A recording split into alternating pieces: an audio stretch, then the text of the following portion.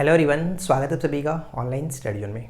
आज हम इस वीडियो में बात करेंगे जनवरी 2024 का वीकली करंट अफेयर्स, जिसमें हम देखेंगे 1 जनवरी से 7 जनवरी तक के जो भी महत्वपूर्ण घटनाएं हैं जो आपके एग्जाम्स के लिए इंपॉर्टेंट रहेगा वो हम इस वीडियो में देखने वाले हैं। बाकी की जो भी इसकी पीडीएफ होगी वो हमारे एप्लीकेशन पे आपको मिल जाएगा, तो वहाँ से पीडीएफ के थ्रू यानी जो हमारा करंट अफेयर्स का नोट्स है उससे आप पढ़ लेंगे। लेकिन यहाँ पे जो मैंने आपको बताया वो मोस्ट इंपॉर्टेंट है, इनको अच्छे से ध्यान रखेंगे। तो चलिए शुरू करते हैं।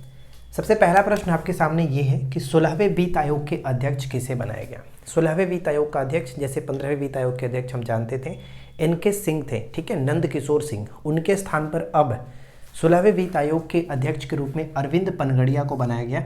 और अरविंद पनगड़िया का नाम आप अच्छे तरीके से जानते होंगे, नीति आयोग के ये पूर्व जो कि उपाध्यक्ष रह चुके थे, ठीक है। नीति आयोग आप सभी को पता होगा 2015 में गठन किया गया था। नेक्स्ट पॉइंट आता है कि महर्षि वाल्मीकि अंतर्राष्ट्रीय हवाई अड्डा, राइट। महर्षि वाल्मीकि अंतर्राष्ट्रीय हवाई अड्डे का उद्घाटन हाल ही में किया गया, कहाँ पर? अयोध्या में। जैसे पहले अयोध्या हुआ करता था, मतलब अयोध्या धाम करके एयरपोर्ट हुआ करता था, उसका नाम ही चेंज कर दिया गया, महर्षि वाल्मीकि अंतर्राष्ट्रीय हवाई अड्डा अयोध्या, ये याद रखना है। नेक्स्ट आता है कि आदिवासियों और दलितों के लिए वृद्धावस्था पेंशन की आयु घटाकर के 50 वर्ष कर दी गई है, किस राज्य में? तो झारखंड राज्य में आदिवासियों और दलितों के लिए जो वृद्धावस्था पेंशन था उसको 50 वर्ष कर दिया गया है। झारखंड राज्य की सरकार ने ऐसा किया है, ठीक है। तो ये चीज़ याद रखिए, झारखंड सरकार ने। उपराष्ट्रपति जगदीप जो धनखड़ है, इनको हाल ही में पांडिचेरी विश्वविद्यालय का चांसलर बनाया गया। पांडिचेरी विश्वविद्यालय का चांसलर बनाया गया। बहुत अच्छा सवाल रहने वाला है, याद रखना है, ठीक है। उपराष्ट्रपति जगदीप धनखड़ चांसलर बने हैं पांडिचेरी विश्वविद्यालय के। भारत के पहले पर्यटन पनडुब्बी का अनावरण या फिर उद्घाटन कहाँ पर किया गया? तो भारत के पहले पर्यटन पनडुब्बी जो है वो आपका गुजरात में स्टार्ट किया गया, गुजरात। राइट आंसर गुजरात होगा। नेक्स्ट आता है मिशन निसार। मिशन निसार जो है वो भारत और नासा का एक ज्वाइंट ऑर्बिटरी मिशन है, ऑर्बिटरी स्पेस मिशन है। तो याद रखिएगा, नासा और इसरो का 2024 में इसको लॉन्च करने की बात की गई है। मेघजियांग, मेघजियांग क्या है? हाल ही में चर्चा में रहा। मेघजियांग महासागरीय, अत्याधुनिक महासागरीय जो कि ड्रिलिंग, ये एक जहाज है, ड्रिलिंग जहाज है, जो कि चाइना ने इसको हाल ही में लॉन्च किया है। किसने? चाइना ने लॉन्च किया है। देश का पहला कन्या सैनिक स्कूल, बालिकाओं के लिए भारत का पहला जो कि सैनिक स्कूल हाल ही में उत्तर प्रदेश के वृंदावन, यानी वृंदावन में इसको स्टार्ट किया गया, वृंदावन में खोला गया। ध्यान रखिएगा, बहुत ही इंपॉर्टेंट रहेगा कि भारत का पहला कन्या सैनिक स्कूल या फिर बालिकाओं के लिए सैनिक स्कूल कहाँ पर खोला गया? वृंदावन में। राम मंदिर की संरचना की बात करें तो 2024 में इसका उद्घाटन होने वाला है। परिसर जो कि 70.5 एकड़ का है और इसके जो डिज़ाइनर हैं आशीष सोमपुरा है। और इनके अकॉर्डिंग ये जो मंदिर है वो नागर शैली में बनाया जा रहा है, ठीक है। नागर शैली में एग्जाम्स के लिए इंपॉर्टेंट रहेगा किस शैली में है, तो ये नागर शैली में है, याद रखना है, ठीक है। चलिए नेक्स्ट है कि 82वें भारतीय इतिहास कांग्रेस का आयोजन कहाँ पर किया जाएगा? तेलंगाना के अंतर्गत किया जाएगा। 82वें भारतीय इतिहास कांग्रेस का आयोजन तेलंगाना के अंतर्गत किया जाएगा। तो इधर कोई दिक्कत नहीं होनी चाहिए, जितने भी यहाँ पे बताया गया उनको अच्छे से याद रखिए। अब आते हैं हम लोग इधर, अब आता है हमारा नेक्स्ट जो कि फिस्ट सॉफ्टवेयर। फिस्ट सॉफ्टवेयर को हाल ही में इसरो ने बनाया है, भारतीय जो शिक्षा जगत और उद्योगों में जो कि काफ़ी मतलब संरचनात्मक अध्ययन के लिए ये बनाया गया है इसरो के द्वारा फिस्ट सॉफ्टवेयर को। नेक्स्ट आता है कि ऑटोबायोग्राफी 4 स्टार्स ऑफ डेस्टिनी। ये ऑटोबायोग्राफी है 4 स्टार्स ऑफ डेस्टिनी, जो कि किसकी है? तो जनरल एम नारवाणे जो है, जनरल एम नारवाणे सर का ये एक ऑटोबायोग्राफी है, आत्मकथा है। ध्यान रखिएगा। सीआईएसएफ की पहली महिला महानिदेशक कौन बनी है? सीआईएसएफ की पहली महिला महानिदेशक बनी है नीना सिंह। ब्रिक्स 2024 की अध्यक्षता कौन करेगा? ब्रिक्स 2024 की अध्यक्षता रूस को सौंपी गई है, रूस करेगा। एक चीज ध्यान रखिएगा, अब वर्तमान में ब्रिक्स में टोटल 10 देश शामिल हो गए हैं। पहले 5 थे, अब नए 5 इसमें शामिल हो गए, टोटल 10 देश इसमें हो गए हैं, राइट। दुनिया का सबसे बड़ा लिथियम भंडार कहाँ पर देखने को मिला है? तो सबसे बड़ा लिथियम भंडार मिला है सोल्टन सागर में। कहाँ पर? सोल्टन सागर में। और ये आपका कैलिफोर्निया के अंतर्गत पड़ता है, सोल्टन सागर कैलिफोर्निया में। राइट।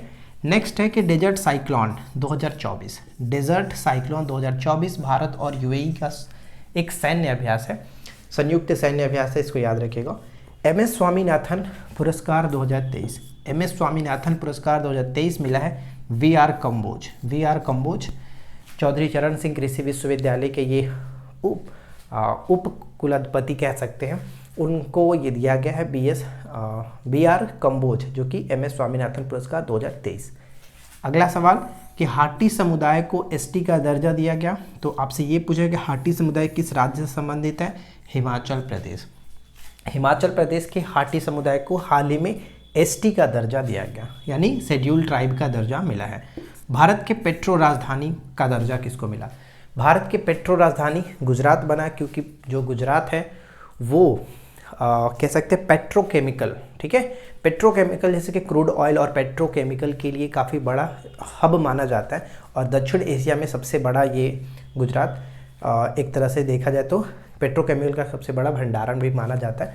तो इसलिए यहाँ पे गुजरात को भारत के पेट्रो राजधानी का दर्जा दिया गया। अच्छा सवाल रहेगा, एग्जाम्स के लिए ध्यान रखिएगा। नेक्स्ट है कि बंगल वाली फेस्टिवल जम्मू कश्मीर से संबंधित है, और साथ ही साथ एक प्रश्न और बना है कि पीएम विश्वकर्मा योजना को लागू करने वाला पहला केंद्र शासित प्रदेश कौन बना? तो वो आपका जम्मू कश्मीर है, ठीक है। अगला सवाल आता है कि बंगलार बंगलार जल जो है इसको राज्य गीत घोषित किया गया पश्चिम बंगाल के द्वारा, राज्य गीत घोषित किया गया।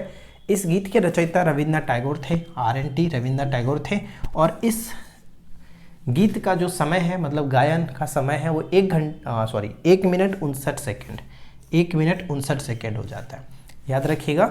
अगला है कि 2023 में बाघों की सर्वाधिक मृत्यु, ये जो मैंने ऊपर एरो लगाया है वो टॉप की बात कर रहा है कि 2023 में बाघों की सर्वाधिक मृत्यु किस राज्य में देखेगी? ये महाराष्ट्र में देखा गया, महाराष्ट्र में। और महाराष्ट्र रिलेटेड एक चीज़ मैंने आपको बताया था ना कि सर्वाधिक FDI प्राप्तकर्ता में शीर्ष स्थान पर भी महाराष्ट्र ही है। राहत वाणी केंद्र क्या है? हाल ही में यूपी में लॉन्च किया गया। तो उत्तर प्रदेश की सरकार ने आपदाओं की पूर्व चेतावनी के लिए राहत वाणी केंद्र को हाल ही में जो कि स्टार्ट किया, राहत वाणी केंद्र। नेविगेशन फॉग पास क्या है? तो भारतीय रेलवे ने मतलब कि जैसे कि कोहरा है, कोहरे में भी ट्रेन के अच्छे तरीके से संचालन के लिए ये नेविगेशन फॉग पास बनाया है। 20,000 नेविगेशन फॉग पास लगाने की बात भारतीय रेलवे के द्वारा की गई है, राइट। तो ये याद रखिए। और साथ ही साथ हाल ही में एक घोघला बीच हाल ही में चर्चा में है, कहाँ स्थित है? तो केंद्र शासित प्रदेश दीव में ये पड़ता है, घोघला बीच दीव में पड़ता है। तो दोनों अच्छे से याद रखना है। अब आते हैं हम लोग इधर, अगला पॉइंट हमारा है कि कदियाल जो साड़ियाँ है इसको GI टैग मिला है। कदियाल साड़ियाँ को हाल ही में GI टैग दिया गया, कहाँ पर? पश्चिम बंगाल के अंतर्गत। उसके साथ ही साथ बांचो जो शिल्प है इसको भी GI टैग दिया गया अरुणाचल प्रदेश के अंतर्गत। बांचो शिल्प को GI टैग अरुणाचल प्रदेश में। यूपी के पहले फ्लोटिंग रेस्टोरेंट कहाँ बना है? उत्तर प्रदेश का पहला फ्लोटिंग रेस्टोरेंट प्रयागराज में बना, जिसे हम लोग पहले इलाहाबाद के नाम से जानते थे। यूपी के पहले फ्लोटिंग रेस्टोरेंट प्रयागराज में बना। अगला है कि माउंट लेवोटोवी ज्वालामुखी कहाँ पर? इंडोनेशिया में। कभी कभी तो लगता है कि इंडोनेशिया में इंसान से ज़्यादा वहाँ पर ज्वालामुखी ही है, जो कि हमेशा फटते रहता है। तो माउंट लेवोटोवी ज्वालामुखी इंडोनेशिया में। तो याद रखिएगा, पूछा जा सकता है स्टैटिक्स के रूप में कि लेवोटोवी ज्वालामुखी कहाँ स्थित है? तो इंडोनेशिया में। अगला है कि चंदोबी महोत्सव हाल ही में कहाँ पर मनाया गया? चंदोबी महोत्सव असम के अंतर्गत मनाया गया। चंदोबी महोत्सव असम के अंतर्गत। हाल ही में हिम तेंदुआ को राष्ट्रीय प्रतीक घोषित किया। किस देश ने? हाल ही में हिम तेंदुआ को राष्ट्रीय प्रतीक घोषित किया गया है किर्गिस्तान के द्वारा। और किर्गिस्तान की राजधानी की बात करें तो याद रखना है कि किर्गिस्तान की राजधानी होता है बिश्केक, और इसकी जो मुद्रा है वो है सोम। इंपॉर्टेंट रहेगा एग्जाम्स के लिए, ठीक है। क्योंकि देखिए एग्जाम्स में जो मुद्रा हुआ, या फिर अगर हम बात करें कि उसकी कैपिटल पूछा है तो उसी देश के पूछाते हैं कि जो हाल ही के दिनों में वो चर्चा में रहा हो या फिर बहुत ज़्यादा इंपॉर्टेंट है। तो इस तरह से याद रखें, जैसे कि जो भी आपको देश दिखता है, नया देश दिखता है, उनके नाम के साथ साथ उनकी राजधानी और उनके करेंसी याद रखिए।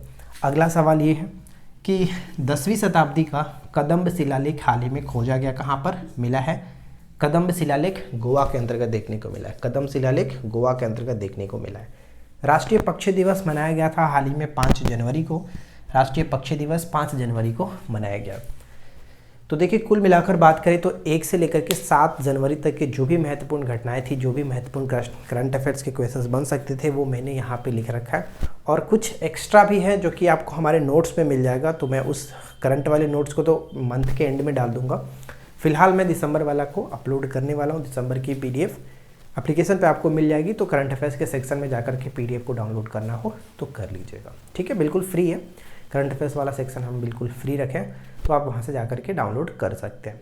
उम्मीद है फ्रेंड्स कि आप लोगों को ये वीडियो अच्छा लगा होगा। वीडियो पसंद आया हो तो लाइक एंड शेयर करिए। चैनल पे पहली बार आए तो सब्सक्राइब करके नोटिफिकेशन बेल आइकन को ऑल पे सेट कर लीजिए।